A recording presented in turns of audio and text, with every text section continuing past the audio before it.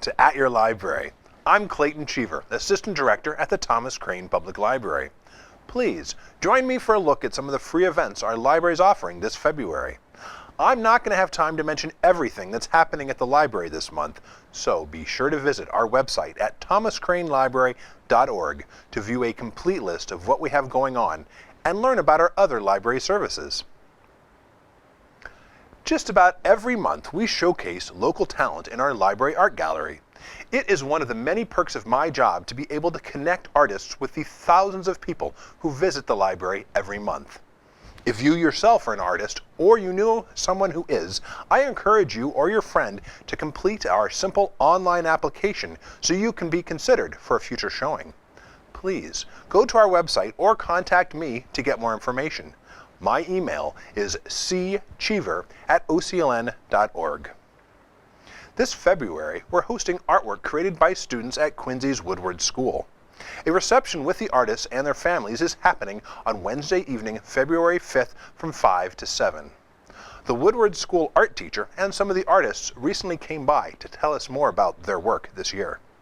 I'm Marguerite White. I am the head of the Visual Arts Department at the Woodward School here on Hancock Street in Quincy. And I'm here today with a few students to talk about the show that we have coming up at the Crane Library. It's our annual exhibition, and I've brought some girls along to talk about both the work they've done before and the work that they're doing for this show. This show that we're doing, it's the 100th year, and I have a student, Jackie Andrade, who's a veteran of this show and also of being at this station, and she's going to talk more about the inception for this particular exhibition. The bulk of it is going to be work that's inspired by 100 years of suffrage, of women's suffrage, and we looked at vintage posters. We looked at posters going back to the late 19th century, early 20th century. Then right through the last century of going from women's getting the vote, prohibition posters, then on to civil rights, and Black Lives Matter, Occupy, the Women's March, just different ways that people maybe get their message across. It's not a show of protest by any means. It's more, the question asked to the girls was, if you needed to deliver a message, maybe to a younger sibling or to the world, what would your message be? And then we talked about how do you make an image that delivers a powerful message. So we talked about text, or symbols. We talked about different kinds of typography or how you use a symbol. And we talked about information. So there were posters we saw they were quite something from early in the suffrage battle that had, I'll call them data posters, which had like a lot of panels, and it said, women can, and it had these panels say, they can become mayor, they can be a professor, they can be a doctor, they can be a lawyer, they can be a minister, but they can't vote. And then it had a series of men. They could be a drunkard, a lunatic, a convict. Really great terms, but they can vote. So I called those data posters. They had like lots of words. And then there are the posters of just, a hand or a peace sign or something. They were simpler, a dove, that also conveyed a great deal of information. So we used those three elements, the symbol or the text, the amount of material that you want to communicate, and the style that it's in. And then I also we brought a little bit of work. There's two posters that are, I think one is complete, one is almost complete, because they have next week to finish them, and we're sort of going back and forth and making refinements. But I also we brought over one of the shadow theaters that we might be able to install them in this show, but we'll definitely have them on display at our Night of the Arts in the spring.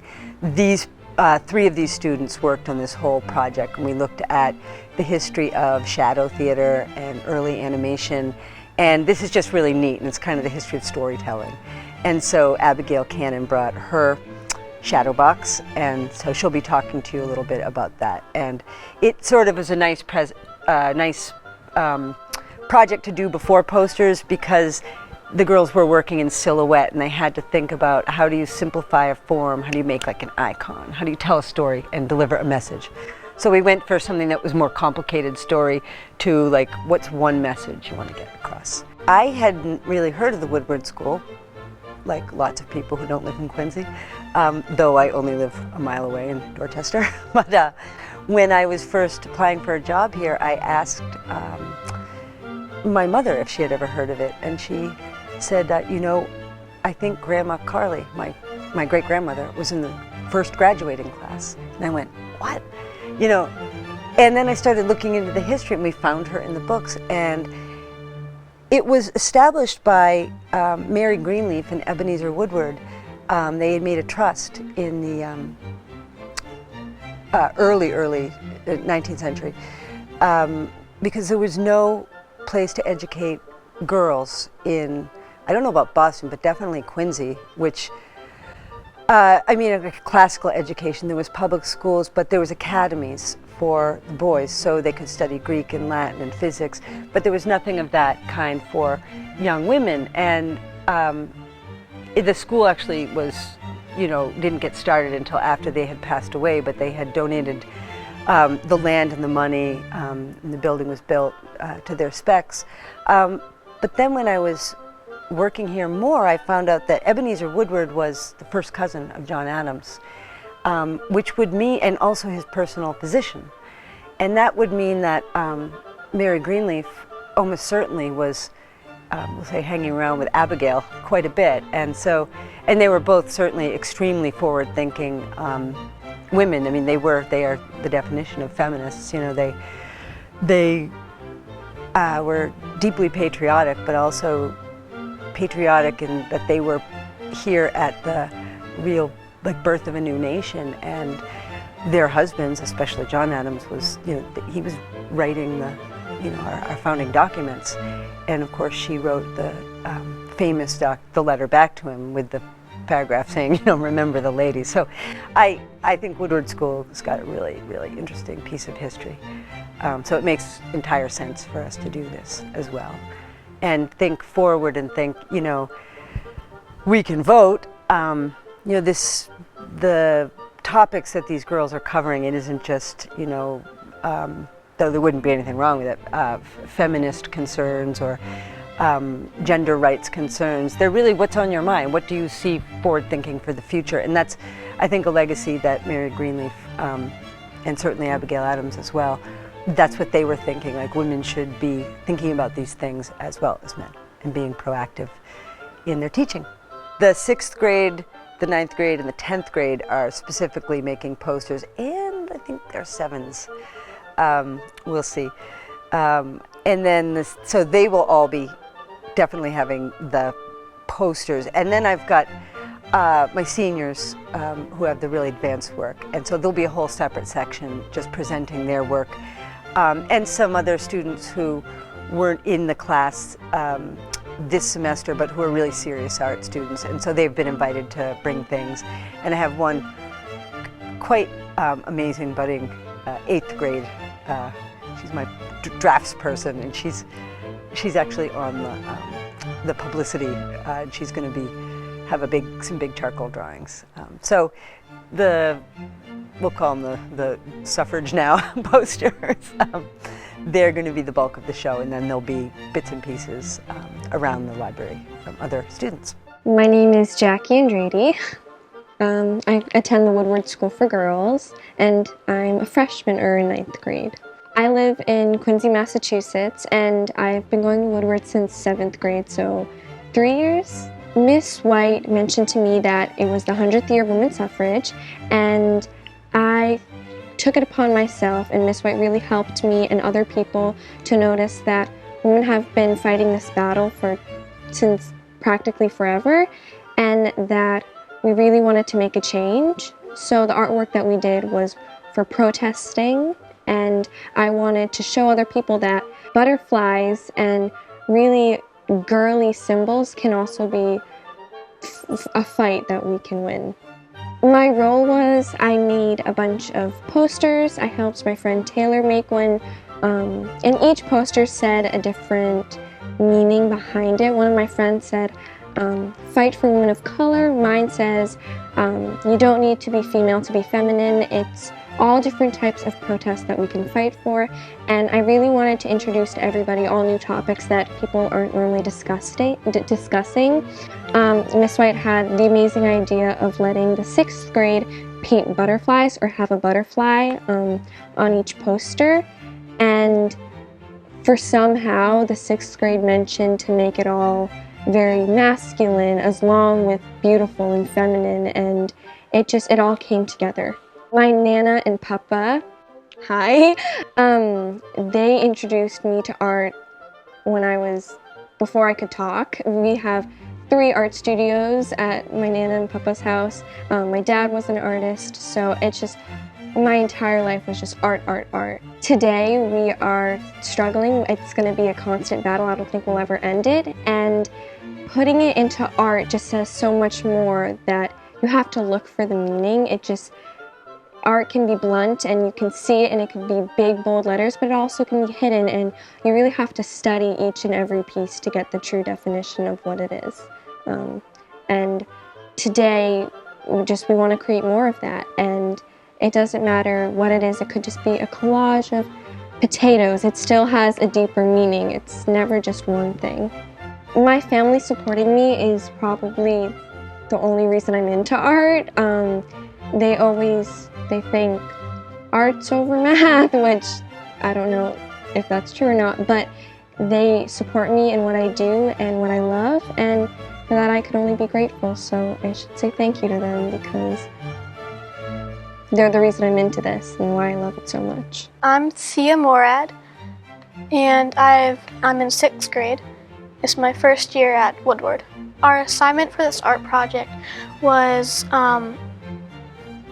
it was sort of like the anniversary of the 100th year of women's suffrage, and we sort of looked at some examples on the computer, and we sort of just put down one thing that we would the whole 6th grade would do, and so we all did butterflies.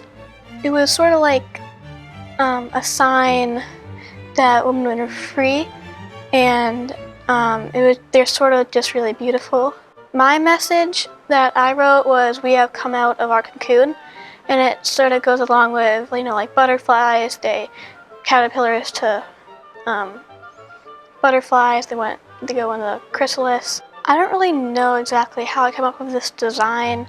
I sort of put the butterfly in the middle, and then I put sort of like rays out to fill up the rest of the blank space on the poster. I'm putting more paint in. I'm not quite finished with it yet. I would say that it's just a sort of an encouraging message, and we made these posters just to encourage, not exactly just for the women's suffrage. I would say just for everyone, no matter what gender you are.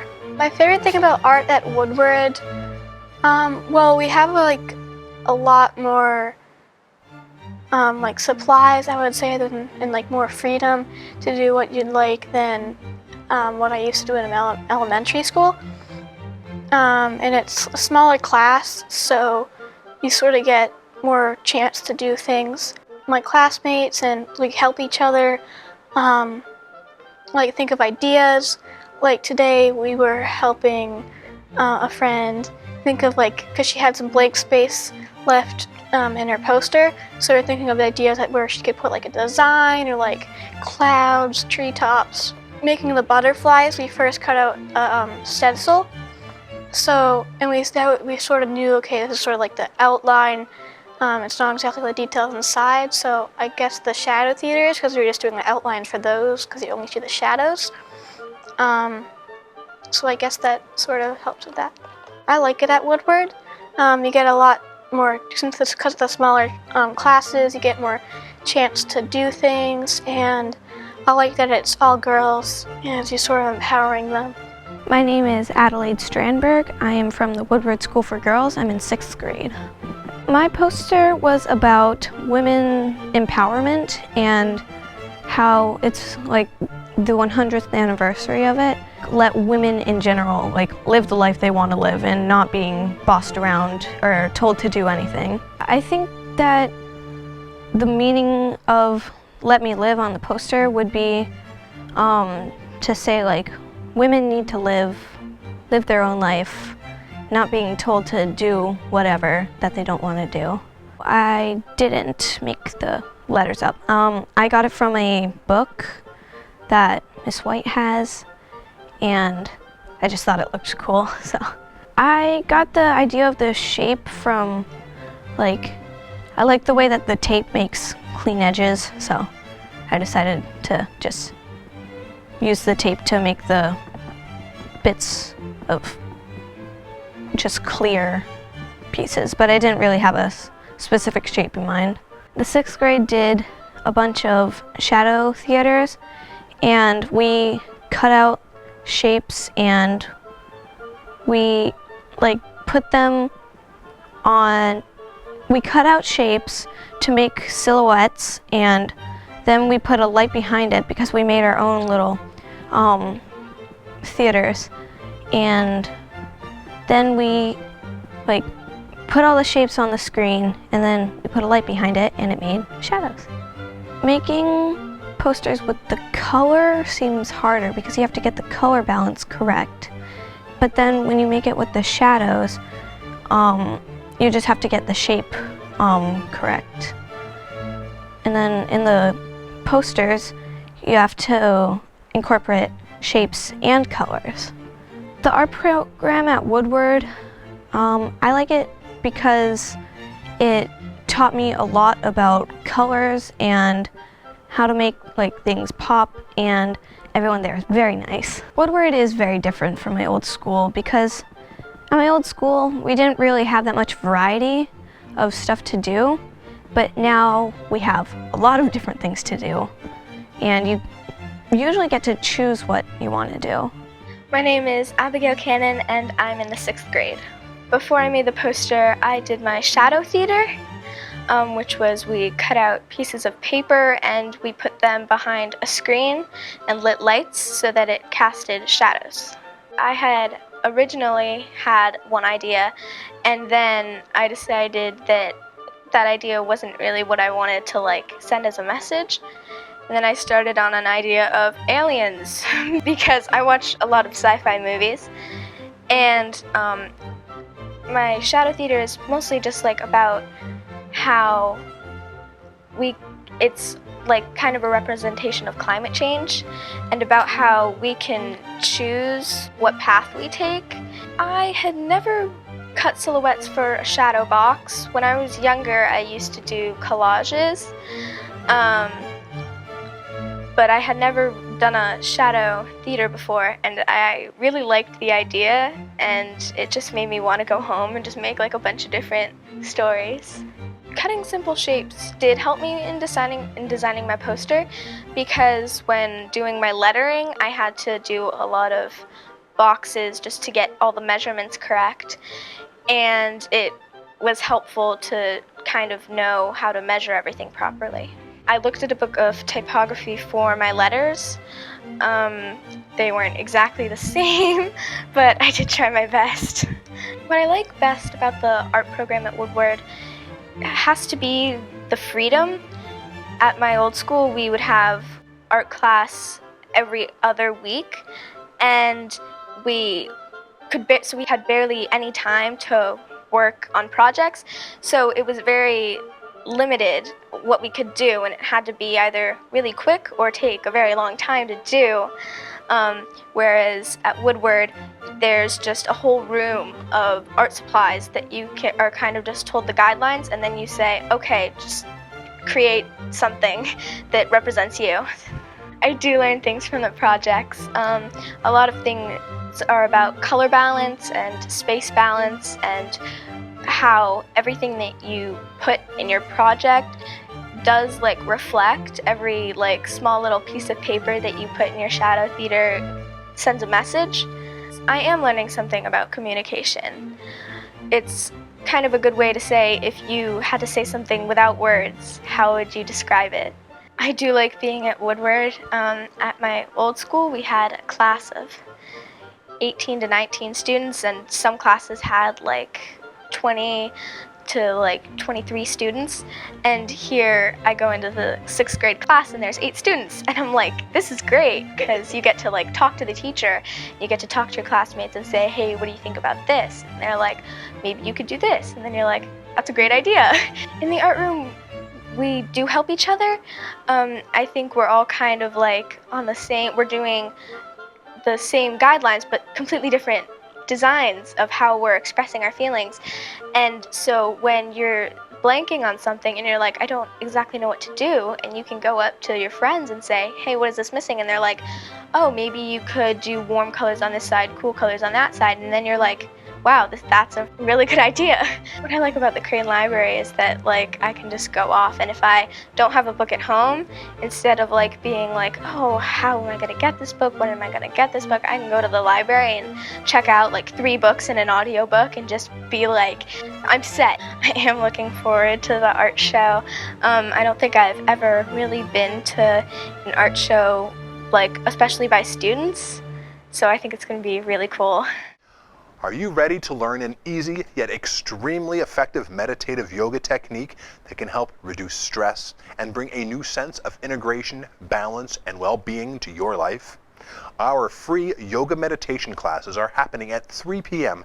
every Saturday in February.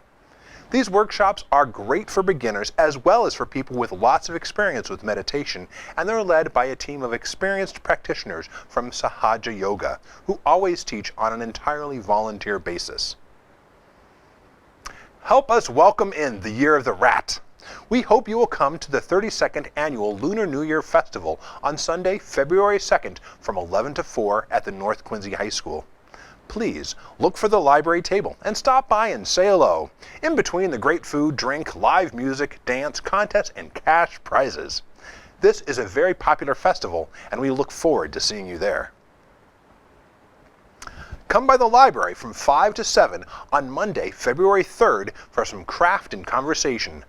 Bring along that piece of knitting, crochet, beading, quilting, weaving, or whatever you would like to work on while chatting with fellow crafters up on our top floor in the literacy office, where there's a large table and comfortable chairs for everyone.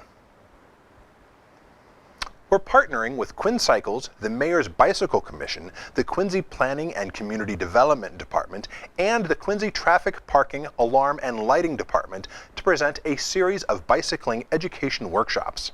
The third one is happening on Tuesday evening, February 5th at 7. The topic of this workshop is basic bike maintenance. A few lucky people will be able to bring in your own bikes and get free advice on the best way to care for them. When I last checked, there were a couple spots left, but they may be gone by now. If you visit the calendar from our website, thomascranelibrary.org, you'll find a link to the registration page. Now, registration is not required if you want to just come and observe, but it's really helpful so we can make sure we have the right number of handouts. I'm pretty sure they're ordering pizza too. Our friend and League of American Bicyclists certified instructor Irene Lutz from Quincycles stopped by to talk about this workshop. I'm joined today with Irene Lutz from Quincycles. Irene, thank you for joining me today. Thanks for having me. Tell us a little bit about your personal biking history. When did you start biking? Oh, my personal biking history. This is fun. Okay, I started biking when I was a kid, like most people, and most people remember probably falling, but once they get the hang of biking, having a joyful time, and I do remember both of those things. But then I stopped biking for a while, and I rediscovered it when I was in college. And I started biking around town when I was here in Quincy and biking down to the beach. And I just discovered this new passion for a way to get around that didn't require me to have to find a parking spot and pay for gas. So that was really exciting.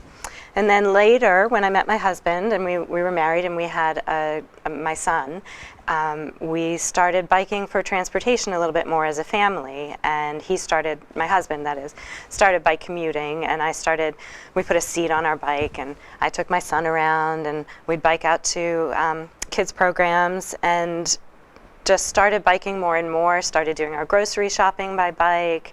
And then when I was pregnant with my daughter, we decided that we would just sell our car and use our bikes as our main form of transportation and supplement that with public transit and we were fortunate at that time that Zipcar was becoming a thing, so we use that as well. We are a very multimodal family. Great. It must be so nice to not have to worry about finding parking spaces and gas prices and all that fun. Yeah, it does alleviate some transportation stress, but there are other factors that come into it, like planning and thinking about the weather a little bit more, perhaps. Right. So everything's a trade-off. And you're with an organization called Quinn Cycles. Can you tell us a little bit more about Quinn Cycles and what you do there? Sure, I can. We're a volunteer organization. The pastor of Good Shepherd Lutheran Church started the organization about 6 or 7 years ago and called together a bunch of people who wanted to make conditions for cyclists in Quincy better. And we incorporated as a nonprofit, and we've been working with the city. Some of our members are also on the Mayor's Bicycle Commission, and we have rides all year through, I'm sorry, not all year, April through November. We do 2 rides a month throughout the city. We like to highlight Quincy's beauty and accessibility. So we have an annual ride to all of Quincy's beaches. We also have an annual ride from Nut Island all the way up into the Blue Hills. So we like to show off our city, but we also like to invite people who might want to just try biking, who aren't comfortable riding on our streets or who aren't avid cyclists. So we are a very social biking group, and we like to make people who aren't necessarily identifying as bicyclists or people who bike into people who bike, because they gain comfort and skills. The next session is February 5th and highlights bike maintenance basics. Can you highlight some of the things you'll be talking about in that session? Sure, I'd be delighted. Sometimes when people are starting out as bicyclists, they have this machine in front of them and it looks very intimidating. And then you go out for your first ride or your second ride and your tire has deflated, and what do you do? And so we're addressing the basic things that you would need to know to keep your functioning bike in working order. So I'm going to structure the class around what the League of American Bicyclists calls the ABC Quick Check. You want to make sure you have air in your tires and you know how to put air in your tires if it's low. You want to make sure you can check your brakes and make sure know when it's time to either take your bike to a bike shop and get the brakes fixed, or whether it's time for you to learn how to do that yourself.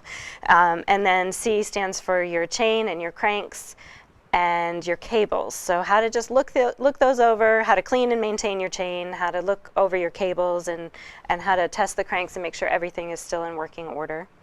We're going to talk about quick releases, and we're going to talk about cleaning your bike, and basically having a sense of, before you go out for a ride, that nothing's going to go wrong when you're on that ride.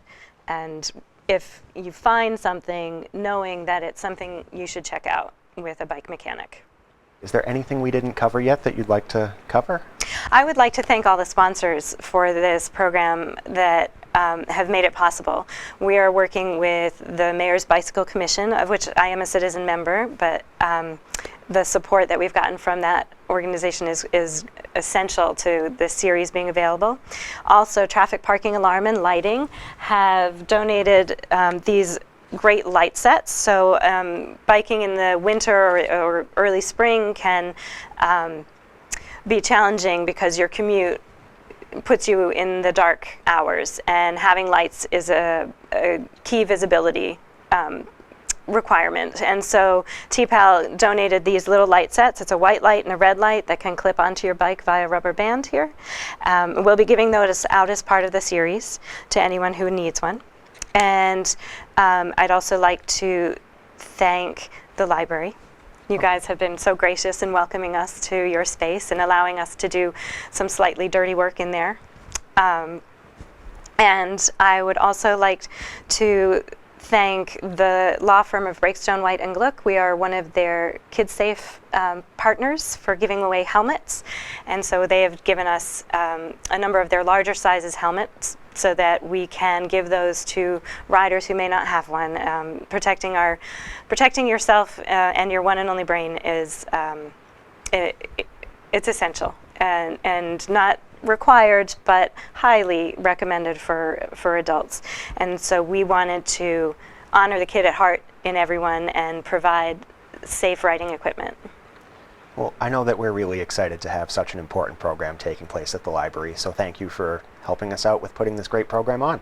Happy to do it. For more information on the Bicycling Education Series or to register for the programs, visit thomascranelibrary.org or give the library a call at 617-376-1300, extension 3. Thank you. Help! If you're looking for help for yourself or someone else you care about, I hope you'll come to our monthly drop-in program we call Pathways to Wellbeing. It's a great place to get personalized guidance, finding resources available in the Quincy area to help you on your path to wellness. Come, learn about mental health resources, recovery from addiction options, job and career assistance, food and housing assistance, resources especially for veterans, education and language learning opportunities, heating assistance, and free activities all around the city. Over coffee and donuts, you'll have an opportunity to meet with a certified peer specialist and discover how you can start living a happier, healthier life. This program takes place on the first Friday of every month from 1 to 2 in the afternoon. The February program is happening on Friday the 7th. These monthly drop-in sessions are presented in partnership with Elliott Community Health Services and led by the humble and inspirational peer counselor, Richard DePina. Don't you just adore good food and books?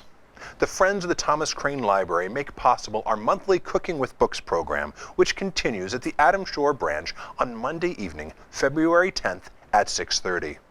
Come by for some delicious food and inspiring conversation about recipes and cookbooks. The theme for this month's gathering is chocolate.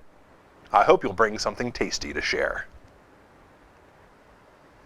We have a lot of genealogical resources here at the library to help you research your family history. On Monday evening, February 10th, we're hosting the latest in our ongoing genealogical research programs. At 7 p.m., Tom Dreyer, a genealogist at American Ancestors and the New England Historic Genealogical Society, will share his expertise on using DNA in family history research. This program is made possible by the support of the Friends of the Thomas Crane Public Library. Hi everyone, thank you for joining us. My name is Shane Murray, reference librarian at the Thomas Crane Public Library. Today I am interviewing Thomas Dreyer, a genealogist at American Ancestors and the New England Historic Genealogical Society. Mr. Dreyer, who has over 30 years of experience as a genealogical researcher, will be giving a workshop at the library on February 10th. This workshop will explain how to use DNA in a family history research setting. Today we are going to ask Mr. Dreyer about his work as a genealogist and what people should expect when attending his program. Mr. Dreyer, thank you for coming. Oh, thank you for inviting me, Shane. So I wanted to start our conversation a bit with your background. According to Vita Brevis, the official blog for the NEHGS, you graduated from Boston University with a business degree. How does somebody with a business background end up working in genealogy? I'd say purely by chance, I would say. I'd always had an interest in genealogy. Back in the early 80s, visiting my cousin in Nebraska, his wife got me interested. She told me a little bit about our family history that I wasn't aware of. It wasn't her family, so she wasn't particularly interested in pursuing it herself, and she thought that I might be interested in doing so. So I thought it sounded like an interesting thing. And I did. On weekends, while I was working in my business, I would kind of dabble a bit and spend some time doing that every weekend or every other weekend to work on that. And I found it an enjoyable endeavor, and I learned a lot about my family as I went along. And what was your connection to the New England Historic Genealogical Society?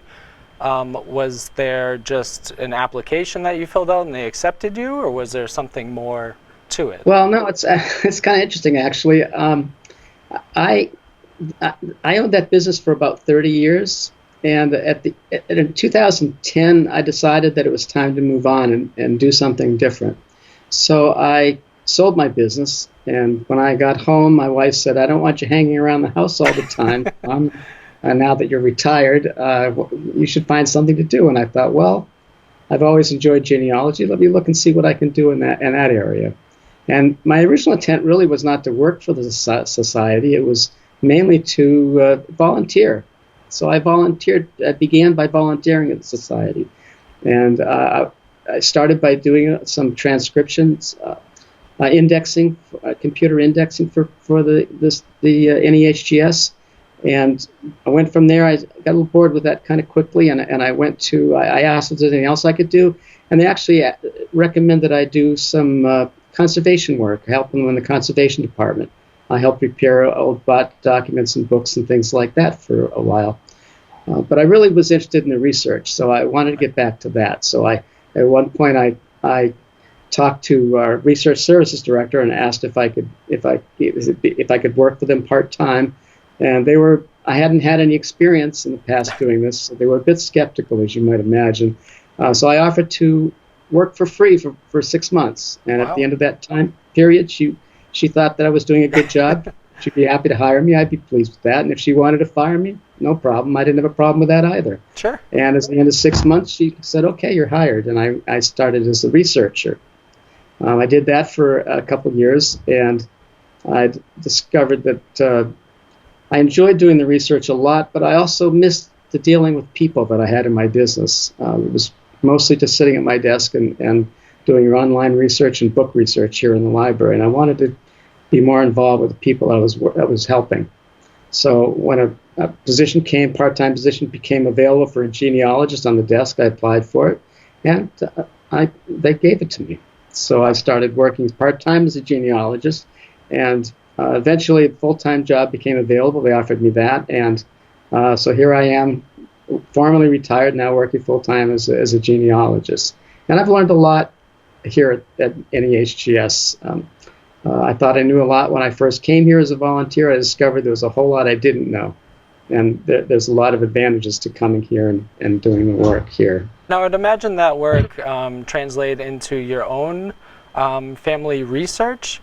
I looked into some of the blog posts that you did for NEHGS, and there was one particular one that caught my eye. Would you mind telling us about Norca and Balzer and what these words mean, how they relate to your own family's history?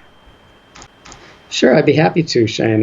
It was, as I got into my research, I kind of knew that this is on my mom's side of the family. Both of her parents were immigrants from Russia, and they were from an area in Russia along the Volga River. And this is an area where back in 1763, the Tsarina Catherine the Great, had invited many of her she was originally a German princess, had invited many German people to settle in Russia and along the southern borders of Russia, the Volga River. And this was quite appealing to a lot of Germans because they'd just been through a lot of wars. There was famine going on, and they were looking for a way to escape and find a better life, and they thought perhaps this was it.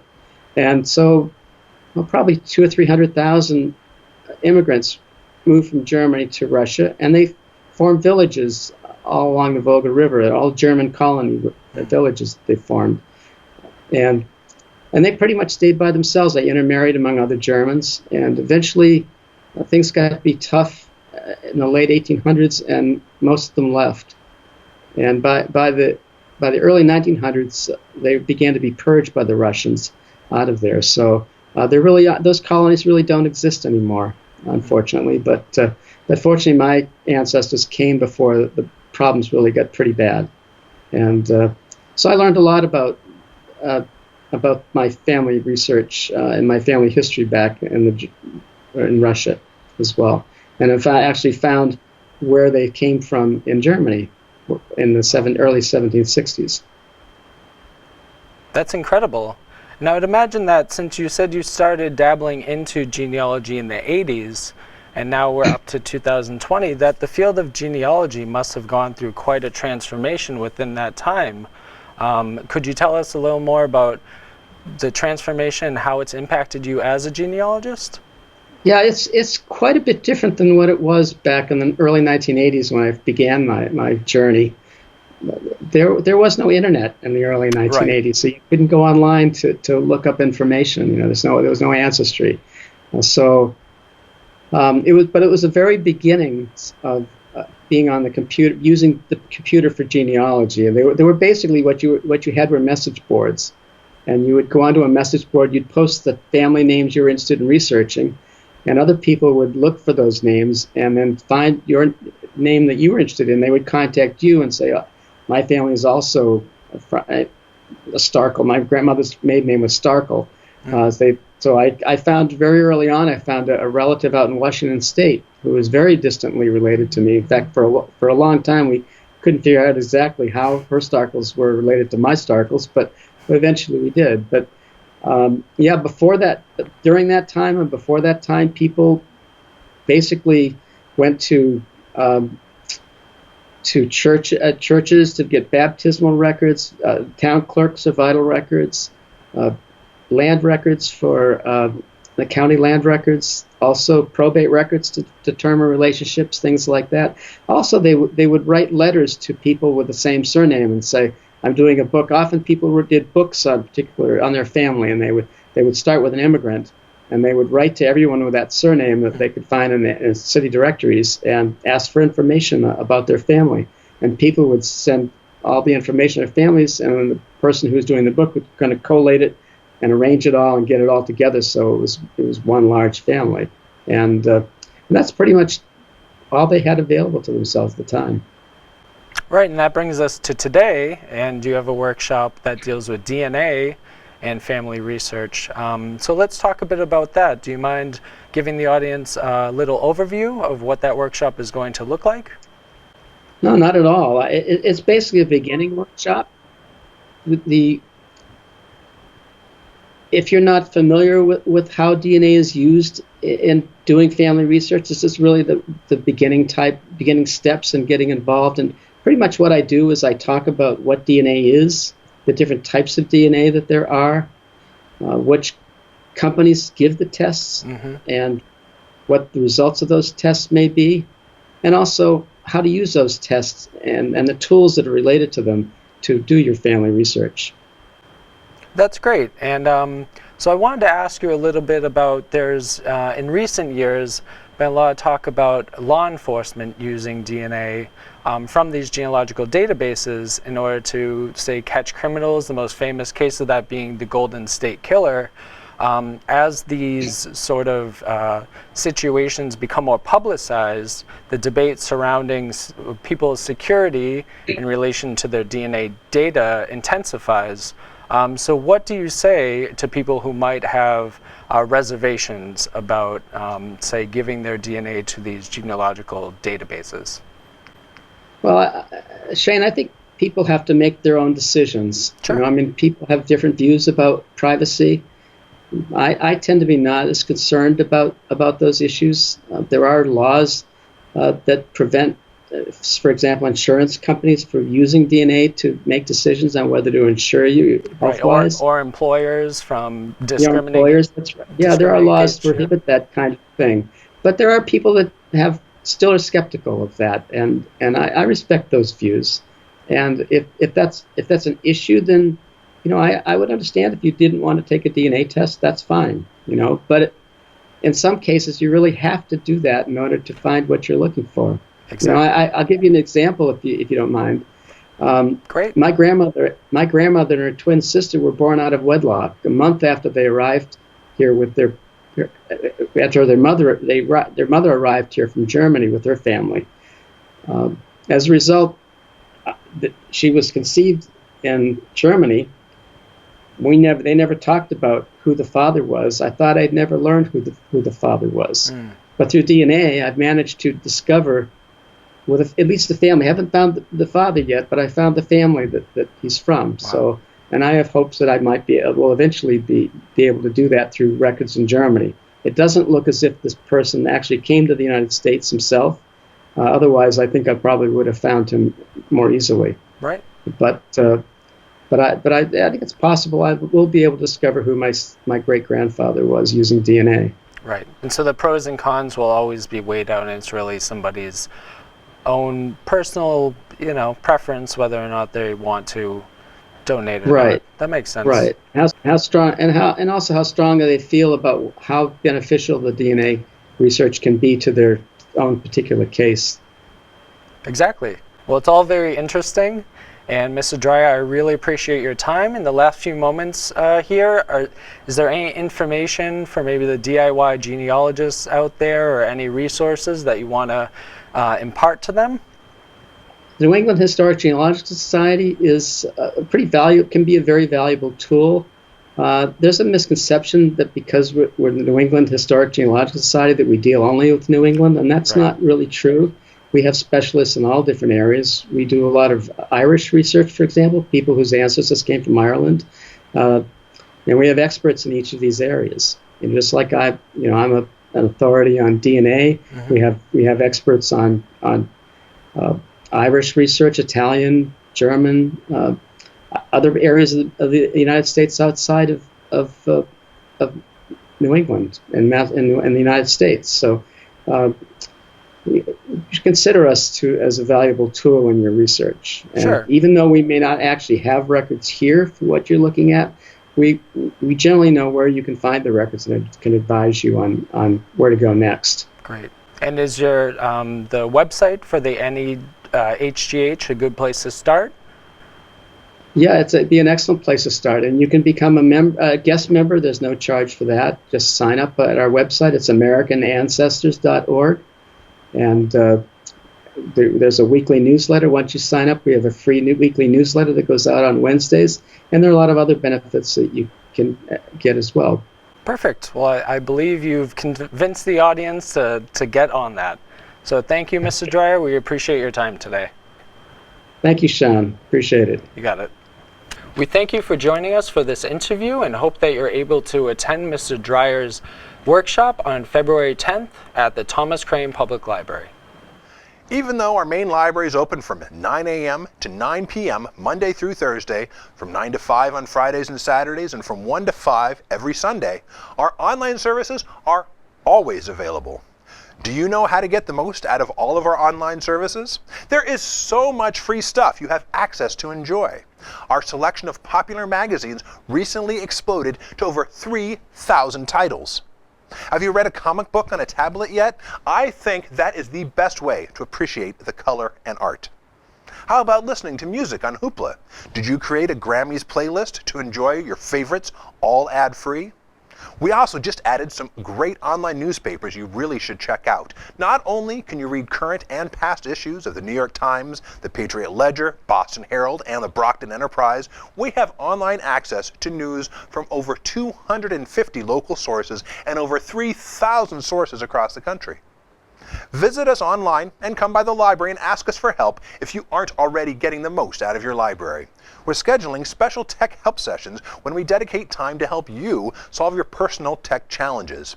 Just stop by the top floor and talk with us to see if we can be the help you need. We're also hosting a special drop-in program at the Wollaston branch to learn all about library apps on Wednesday evening, February 12th. We're calling it Appy Hour. It's starting at 6:30.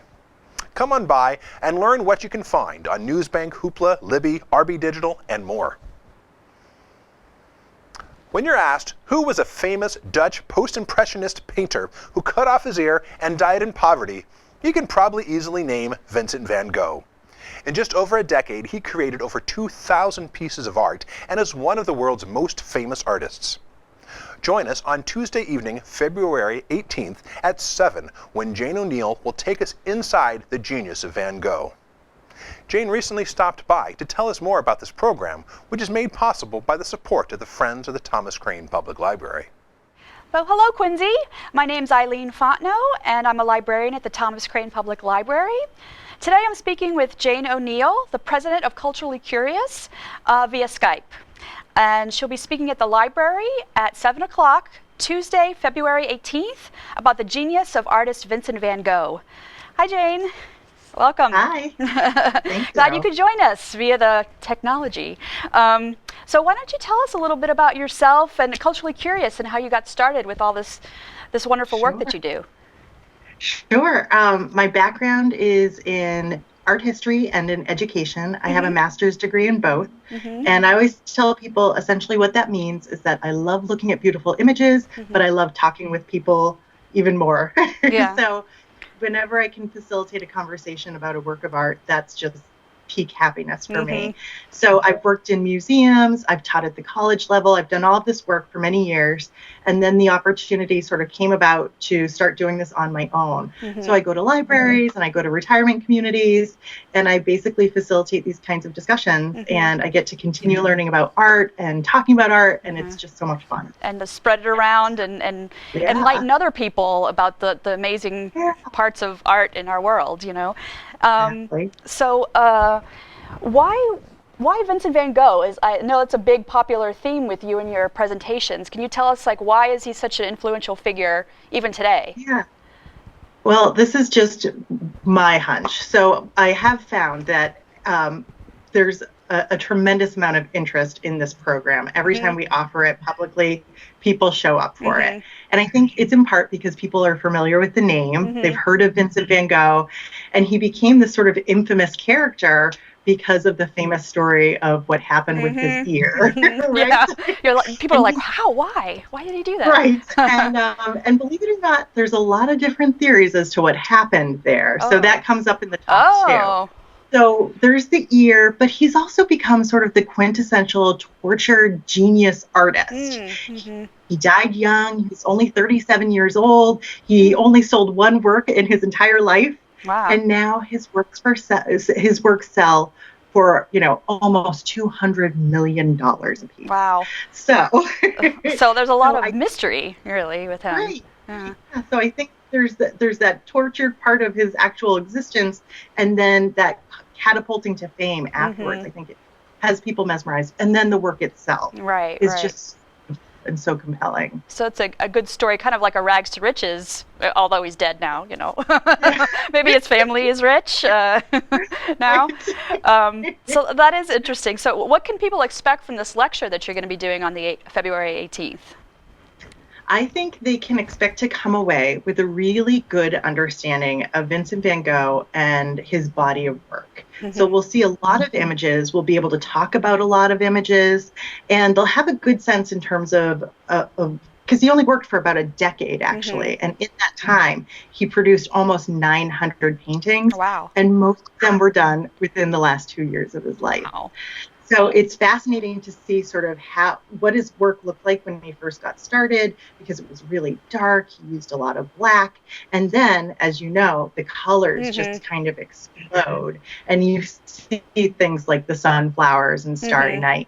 So it's interesting to see how he got going and then sort of where he ended up. Right, yeah, and I guess that had a lot to do with his life and like what happened to him and what caused all this tortured artist stuff that he had going on too. So what can people who are not artists and are not like laypersons, what do they get out of art and just seeing it and kind of understanding it? Oh, I'm so glad you asked about that. And I should say that this is a presentation that's really designed for people with who have kind of any amount of art experience. It can be for the layperson who's never been to a talk on art before, or it can be for somebody who's a passionate Vincent van Gogh fan. And I think for anybody who's even thinking about it and thinking, what am I really going to get out of this? Well, actually, there's been these studies about the benefits of just looking at art. And you might even know that in Canada, doctors prescribe people to go to art museums and look at art because it corresponds to low stress, low anxiety. And when you look at something beautiful, it actually releases the same chemicals in your brain as when you fall in love. Oh, wow. I didn't know that. Those are all good reasons to spend an evening with Vincent van Gogh. Exactly. And hopefully people will come away with, inspiration and like higher, excitement about art and like how it works in their own lives. And that would be very exciting. Yeah. So, and you do other, what other talks do you do, like besides Vincent van Gogh? I think you had an artist, Art 101. Topics, but Norman Rockwell tends to be very popular. Actually, tonight I'm doing a Norman Rockwell talk that's focused on sort of his evolution when it comes to representing race in the United States. So he has long storied history with the Saturday Evening Post, which, as it turns out, didn't allow images of Black people on the covers of their magazines.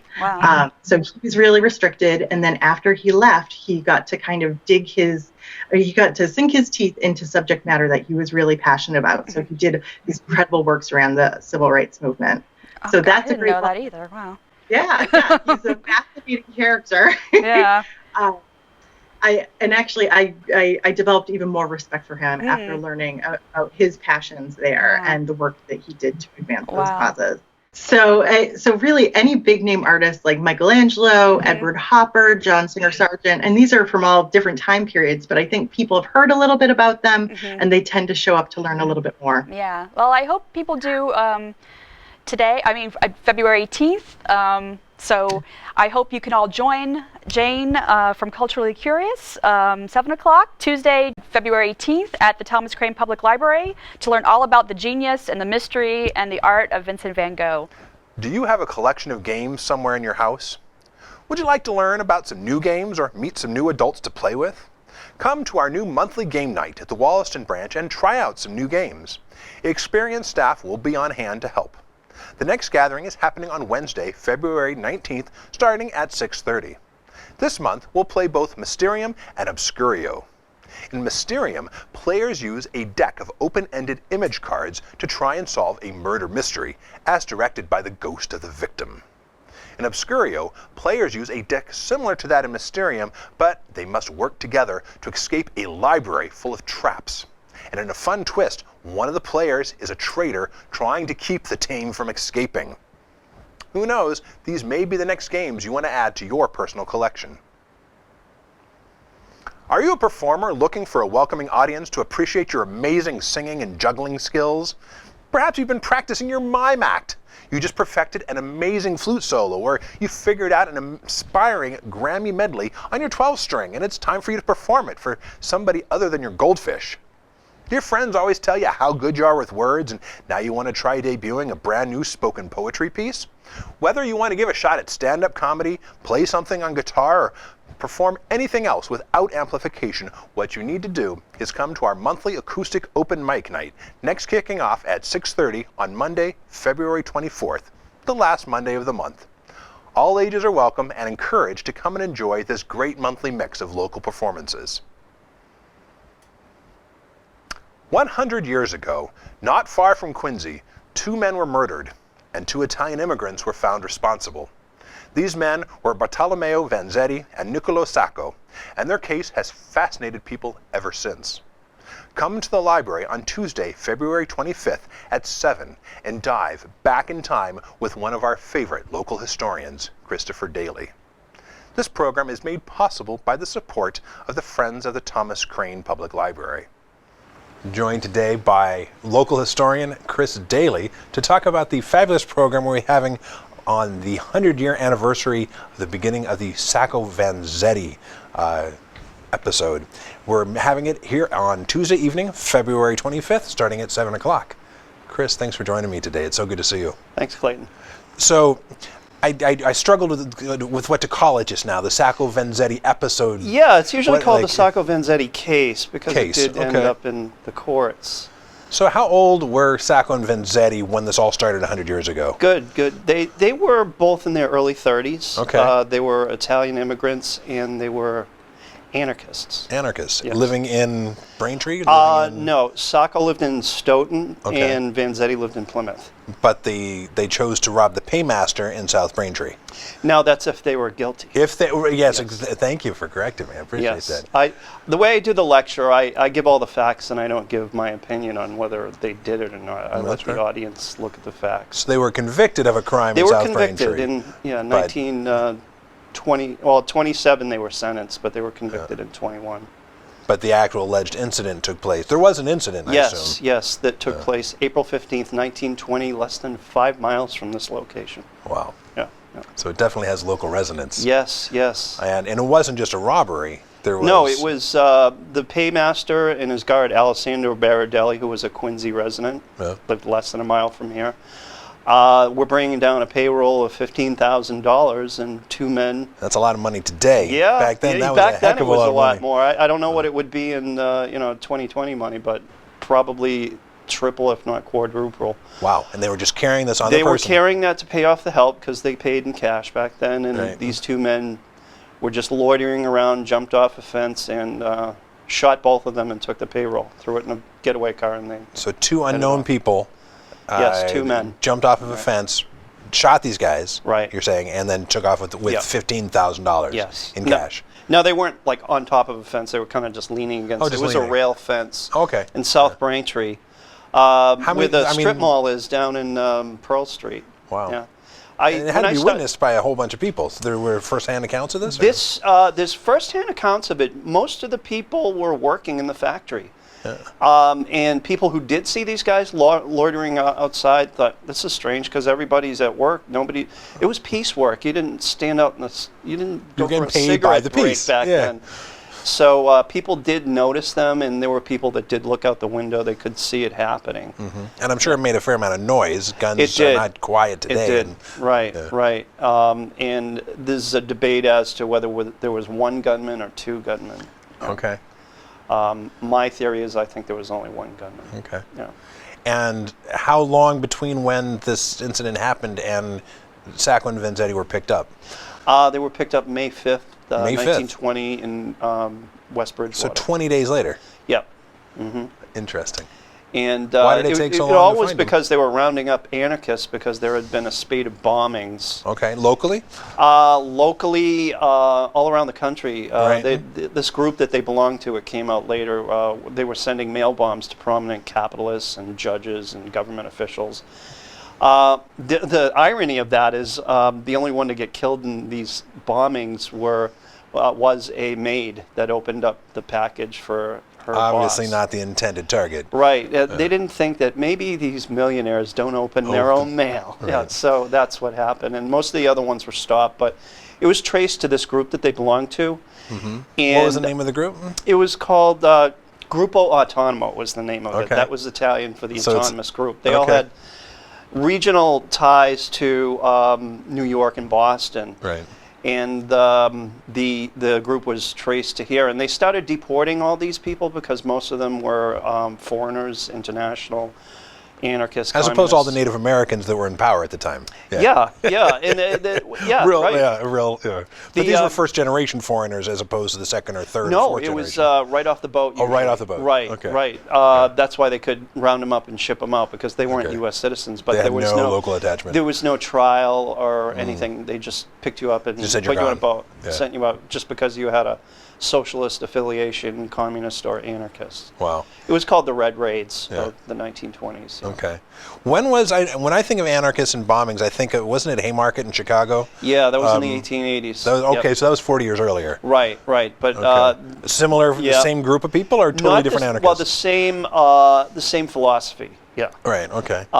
And these guys that were part of Sacco Vanzetti's group thought the world of those anarchists, Okay. who they believed were wrongly convicted too. They didn't think that they actually threw the bomb, Right. that somebody else did. That's another whole debate. Well, I know. You Yeah. we We're won't not go down talking about that today, rabbit hole. but when I think of bombings Yeah. and anarchists, that's the Right. most famous classic American Right. story. So we've had these anarchists, going back to the 1800s. Yeah. Right. Yeah.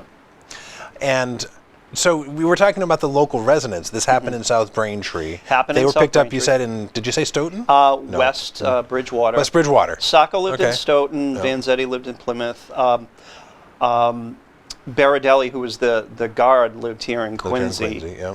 Yeah, and Parmenter, who was the paymaster, who was killed too, he lived over in Brockton. Okay. Yeah. People even then commuted a long ways for They these did. jobs. They had the trolley cars, the electric cars. That's pretty. From Brockton, they were all coming on over a the trolley. place. Yeah, Wow. you could go anywhere. Yeah. That's pretty incredible. It's And then probably the car more. came It's along probably and they tore faster up than all the today. tracks. Yeah. Yeah. Mhm. Wow, that's something to think about. And then, so I'm just trying to wrap my head around this. How did they get from?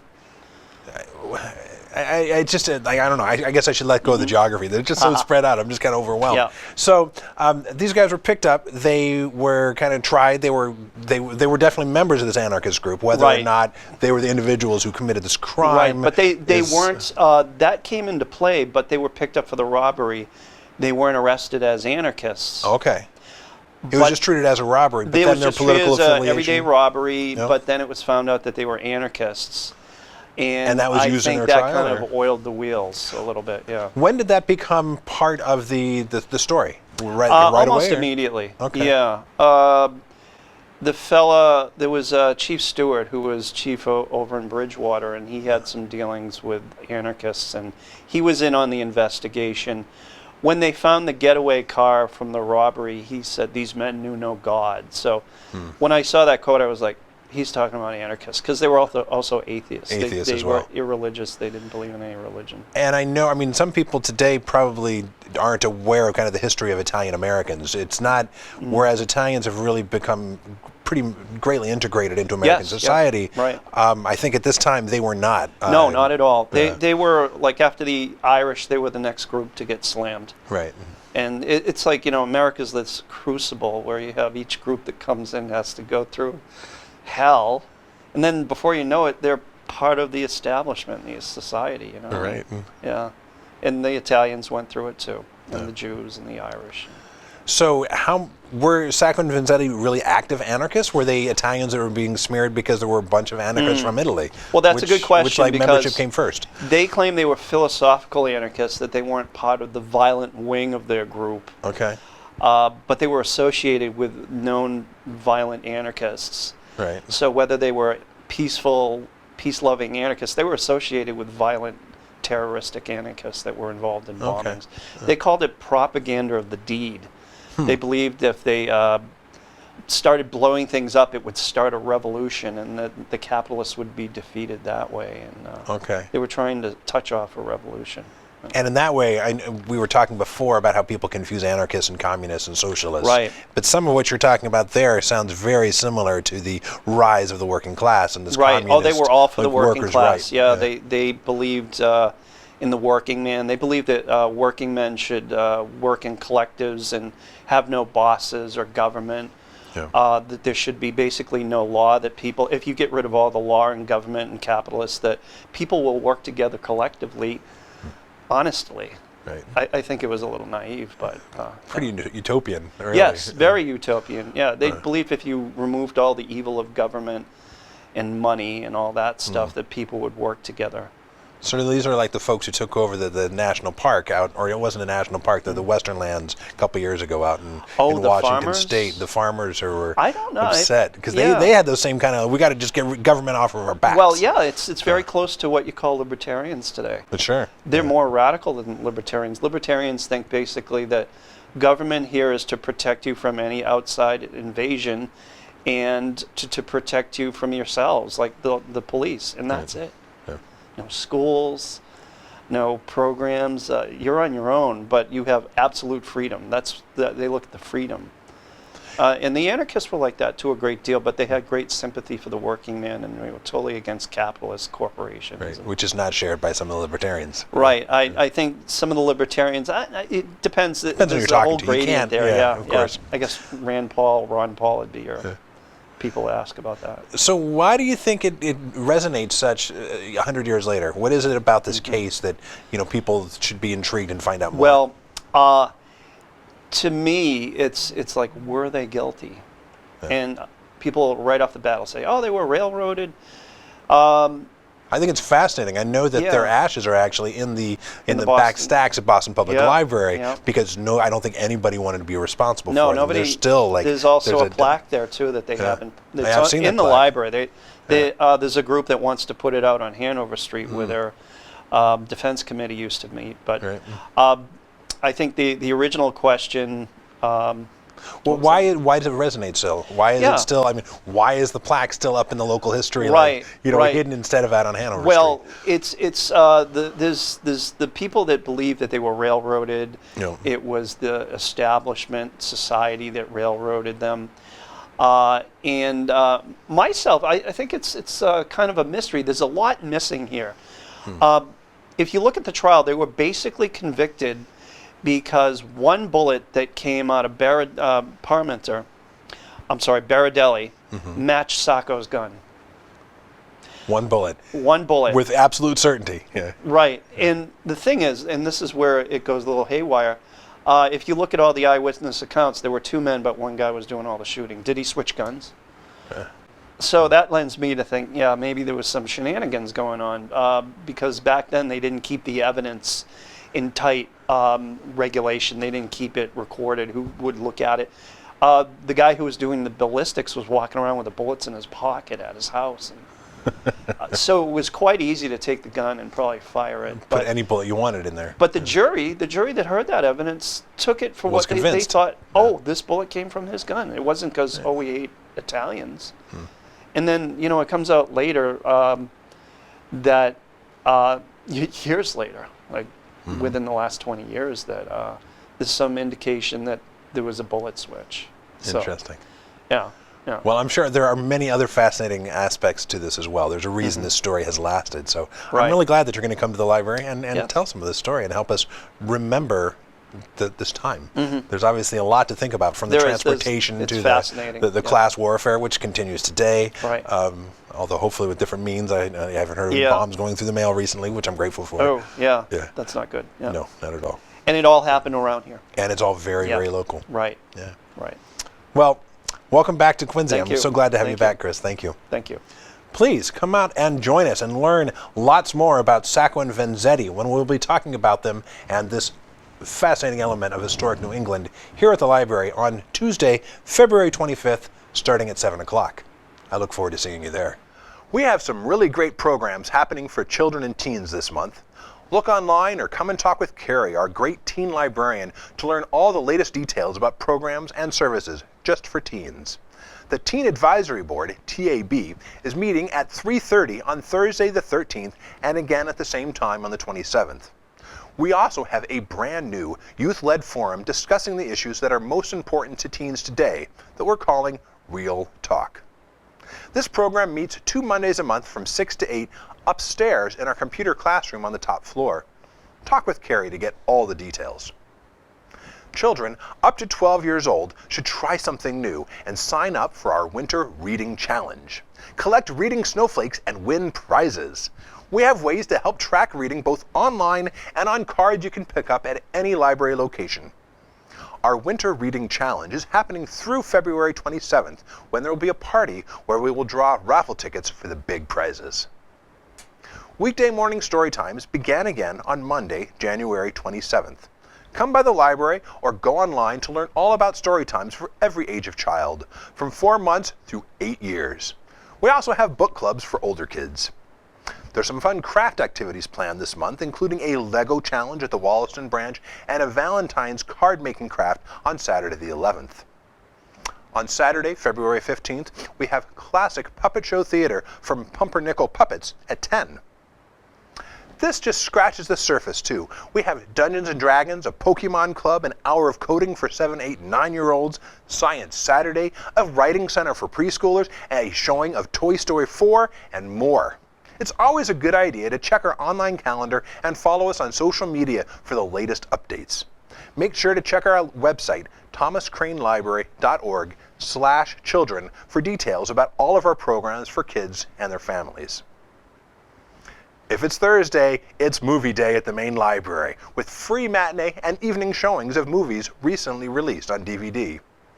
Every matinee starts at 1 in the afternoon, and the evening showings this month start between 6:45 and 7, depending upon the length of the movie. Make sure you check out our online calendar for all the details, as well as previews for every movie too. These showings are made possible by the awesome Friends of the Thomas Crane Public Library. On February 6th, we're showing Brad Pitt's amazing performance in the stupendous sci-fi film Ad Astra.